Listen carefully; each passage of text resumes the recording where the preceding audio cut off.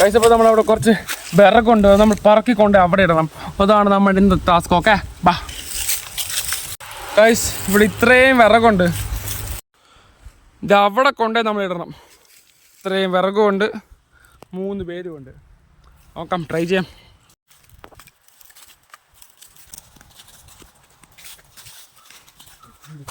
Guys അപ്പോൾ നമ്മളിപ്പോൾ ഇത് എളുപ്പപ്പണിക്ക് വേണ്ടിയിട്ട് നമ്മൾ ഇവിടെ നിന്ന് ഇങ്ങനെ തന്നെ ഇടാൻ പോകാം ഗൈസ്. ഇത് അങ്ങോട്ടൊക്കെ ലോഡാക്കണം. അപ്പോൾ നമ്മൾ ഇവിടെ നിന്ന് തന്നെ അങ്ങോട്ട് ഇടാം.